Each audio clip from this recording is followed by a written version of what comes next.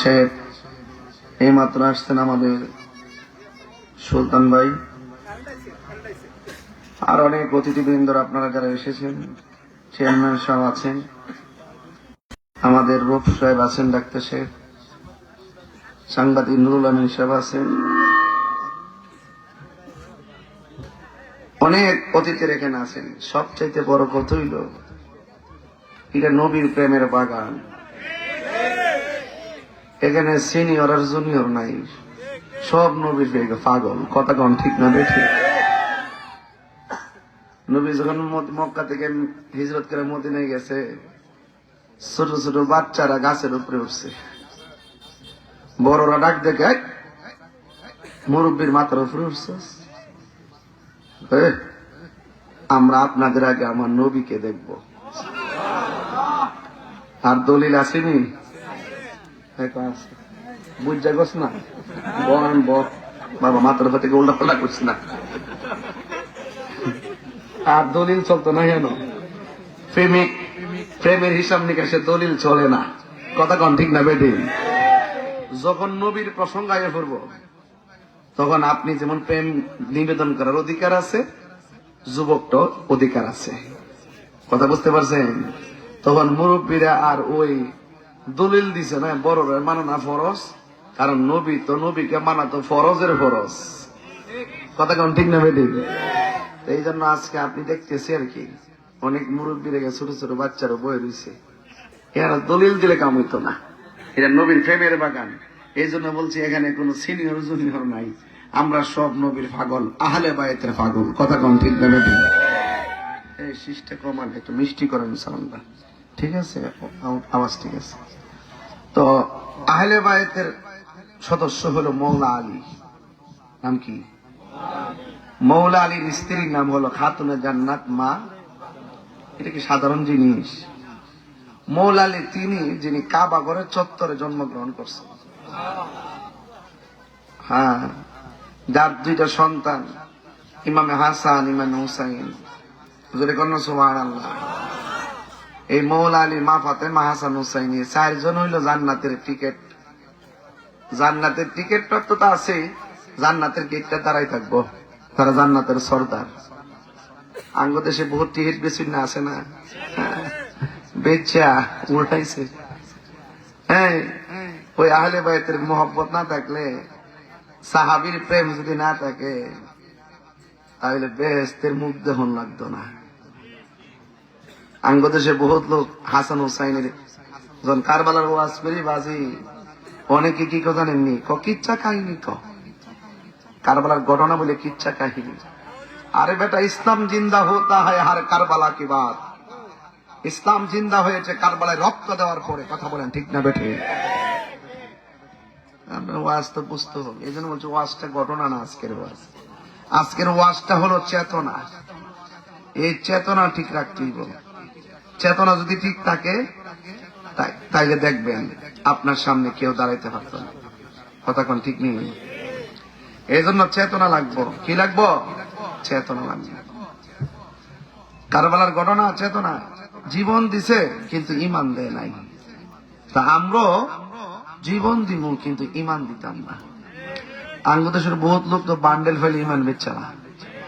কথা কি সঠিক না? ইমান বেচছে না, আসেনি এরকম? আছে। আমরা টেহা দিয়া কিনকারে না, আমরা একটা নীতি আছে, আদর্শ আছে।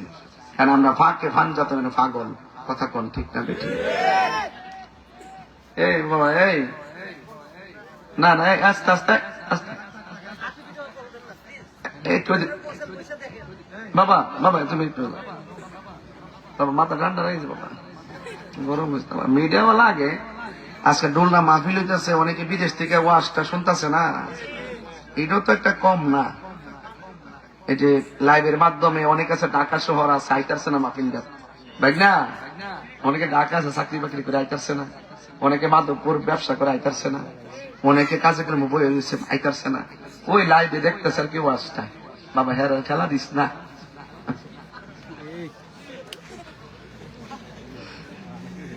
মারহাবা জোরে করে গেলে সবাই লাগে বাজার, প্রচারে প্রসার। কথা কন ঠিক না বেঠে? যাক, আল্লাহ ভরসা। তো যেটা বলতে চাইছিলাম, অনেক লোক তো আইসা পড়ছে, মা বোন মনে আরো বেশি আইসি দেখলাম না, অনেক মা বোনরা আসছেন। আল্লাহ সকলকে যেন, সকল মা বোনদেরকে যেন পাগল নেই রহিমার সঙ্গে জান্নাতি বাসী করে, বলেন আমিন। আমরা সবাই যেন পাঞ্জাতনের কদমে রাখে, বলেন আমিন। আমি বলছিলাম মৌলা আলীর কথা, এখান থেকে ওয়াজটা ধরলে মোটামুটি বুঝবেন যে কোন হাসান হুসাইনের গলায় তারা ছুরি চালাইছে, সহজে বুঝা যাবেন। ঠিক আছে কিনা? আল্লাহর হাবিব বলতেছেন, ইয়া আলী, ও আলী, যে তোমাকে ভালোবাসবে সে যেন আমি নবীরে ভালোবাসলো, আর আমি নবীরে যে ভালোবাসলো সে যেন আল্লাহরে ভালোবাসলো। আর তুমি আলীর সঙ্গে যারা দুশ্মনী করব সে যেন আমি নবীর সঙ্গে দুশ্মনী করলো, আর যেই ব্যক্তি আমি নবীর সঙ্গে দুশ্মনী করলো সে যেন আল্লাহর সঙ্গে দুশ্মনী করলো। তবে একটা কথা মনে রেখো আলী রে, আমার উপরে যদি কেউ তোমার লোক দুশ্মনী করে, আমি নবী বললাম তার উপরে অভিশাপ। তাইলে বোঝা গেল আলী রাদিয়াল্লাহু তাআলাকে ভালোবাসা শুধু ঈমান না, এটা ঈমানের অবিচ্ছেদ্য অংশ। নবীরে প্রশ্ন করে, নবী গো আপনারে কেমনে সালাম দিমু আমরা তো জানি, কিন্তু আপনার উপরে নামাজের ভিতরে দুরূদ ফুরুম কেমনে? রাসূল সাল্লাল্লাহু আলাইহি ওয়াসাল্লাম বলেন, নামাজের ভিতরে আমার উপরে দুরূদ পড়বা এভাবে, আল্লাহুম্মা সাল্লি আলা মুহাম্মদ ওয়া আলা আলি মুহাম্মদ। নবী শুধু এতটুকু বলতে পারতো যে তোমরা আমি নবীর উপরে দুরূদ পড়বা, আবার লাস্টে কয় ওয়া আলা আলি মুহাম্মদ, আমার উপরে শুধু দুরূদ না, আমার আহলে বাইতের উপরে দুরূদ পড়বা। বুঝতে পারতেছেন ব্যাপারটা কত জটিল? বাঁচার রাস্তা নাই। এই জন্য আমার ভাইয়েরা অনুরোধ করে বলি, মৌলা আলী রাদিয়াল্লাহু তাআলা আনহু ঈমানের অবিচ্ছেদ্য অংশ। আমার নবী বলেন, আনা মাতাল ইলমে ওয়া আলিয়ুন বাবুহা, আমি নবী হইলাম এলেমের শহর, আমার আলী শহরের দরজা। আরেক জায়গায় নবী বলতেছেন, আলী রে তোমার মর্যাদা আমার কাছে কত জানো? জানি না তো। আমার নবী বলে না, এ আলী, মুসা নবীর কাছে তার ভাই হারুন আলাইহিস সালামের যে মর্যাদা, তুমি আমার কাছে সেই মর্যাদা। সুবহানাল্লাহ। তো বুঝতে পারতেছেন তো মৌলা আলী কি জিনিস? এরপরে মৌলা আলী রাদিয়াল্লাহু তাআলা সম্পর্কে আল্লাহর হাবিব সাল্লাল্লাহু আলাইহি ওয়াসাল্লাম বলছেন, কাবার দিকে তাকানো যেমন ইবাদত, আমার আলীর চেহারার দিকে তাকানো ইবাদত। একদিন আমার নবী হাসান হোসেনের হাতের মধ্যে এইভাবে ধরলেন, এইভাবে ধরে বলতেছেন, আখাযা বিয়াদি হাসানিন ওয়া হুসাইনিন, আমার নবী হাসান হোসেনের হাতের মধ্যে ধরলেন, ধরে বলতেছেন, যারা আমাকে ভালোবাসতে চাও তারা আমার এই দুইজনকে ভালোবাসো। শুধু এই দুইজনকে ভালোবাসা না, ওয়া আবাহুমা, তাদের বাপকেও ভালোবাসো, ওয়া উম্মাহুমা, তাদের মাকেও ভালোবাসো। এই চারজনকে যে ভালোবাসবা, আমি নবী কথা দিলাম, এই ভালোবাসাবাসীর মানুষগুলো বেহেশতের ভিতরে আমি নবীর পাশাপাশি থাকবে। তো এখন আপনি মৌলা আলীকে ভালোবাসলেন, হাসান হুসাইনের গলার মধ্যে ছুরি চালাই দিলেন। এই ঘটনাটা যদি কোন ইহুদিরা ঘটাইতো, কোন খ্রিস্টানে ঘটাইতো, তাইলে মন্ডার মধ্যে বুঝ দিতাম। ঘটাইছে মুনাফিক মুসলমানরা, মুখে দাঁড়িয়ে আছে, মাথায় পাগড়ি আছে, ফুরাতের পানি দিয়া উজু করছে, পাড়ের মধ্যে জামাতে নামাজও পড়ছে, আসরের নামাজও পড়ছে, কোরআন হাফেজ হতো অনেকগুলা, হ্যাঁ হাফেজ আছে। এরপর নবীর আওলাদের গলায় ছুরি চালাইয়া যদি ক আমরা নবীর উম্মত, কথা কন না কেন? কামইব, কামইব, কাজ হতো না। এই জন্য কাজটা যেন শুরু শেষ ঠিক থাকে। আল্লাহ বলছেন, ইয়া আইয়ুহাল্লাযীনা আমানু দুখুলু ফিস সিলমি কাফা, তোমরা ইসলামের মধ্যে পরিপূর্ণভাবে প্রবেশ করো। আমার নবীজি বলতেছেন, আমি এবং আলী এক গাছ থেকে, আর পৃথিবীর যত মানুষ আছে তারা হইল অন্য গাছ থেকে। বুঝতে পারছেন? তাহলে মৌলা আলী শুধুমাত্র যে একজন সাহাবী, শুধু তাই নয়, তিনি আহলে বাইতের সদস্য, যাকে স্পেশালি ভালোবাসা আল্লাহর সিদ্ধান্ত। জোরে বলেন সুবহানাল্লাহ। তো তাদের সন্তান ইমামে হাসান, ইমামে হুসাইন। বুঝতে পারছেন? নবীজি বলছেন, মান আহাব্বাল হাসানা ওয়াল হুসাইনা ফাকাদ আহাব্বানি